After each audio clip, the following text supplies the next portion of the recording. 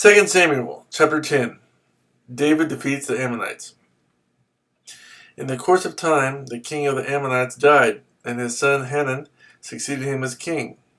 David thought, I will show kindness to Hanun, son of Nahash, just as his father showed kindness to me. So David sent a delegation to express his sympathy to Hanun concerning his father.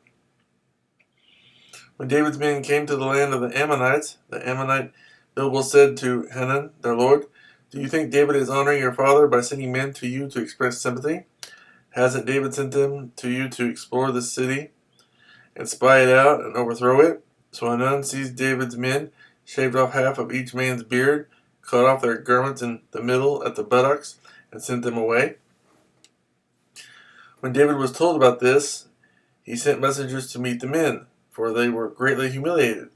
The king said, Stay at Jericho till your beards have grown, and then come back.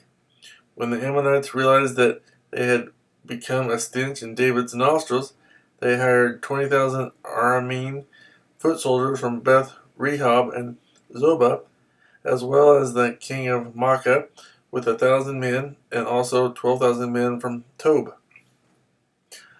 On hearing this, David sent Joab out with the entire army of fighting men. The Ammonites came out and drew up in battle formation at the entrance to the city gate, while the Arameans of Zobah and Rehob and the men of Tob and Maacah were by themselves in the open country. Joab saw that there were battle lines in front of him and behind him, so he selected some of the best troops in Israel and deployed them against the Arameans. He put the rest of the men under the command of Abishai, his brother, and deployed them against the Ammonites. Joab said, If the Arameans are too strong for me, then you are to come to my rescue. But if the Ammonites are too strong for you, then I will come to rescue you. Be strong and let us fight bravely for our people and the cities of our God. The Lord will do what is good in his sight. Then Joab and the troops with him advanced to fight the Arameans, and they fled before him.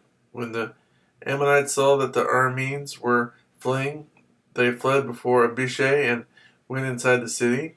So Joab returned from fighting the Ammonites and came to Jerusalem.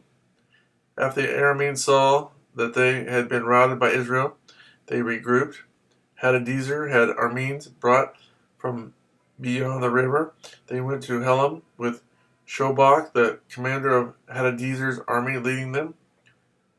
When David was told of this, he gathered all Israel, crossed the Jordan, and went to Helam. The Arameans formed their battle lines to meet David and fought against him, but they fled before Israel, and David killed 700 of their charioteers and 40,000 of their foot soldiers. He also struck down Shobach, the commander of their army, and he died there. When all the kings who were vassals of Hadadezer saw that they had been defeated by Israel, they made peace with the Israelites and became subject to them. So the Arameans were afraid to help the Ammonites anymore.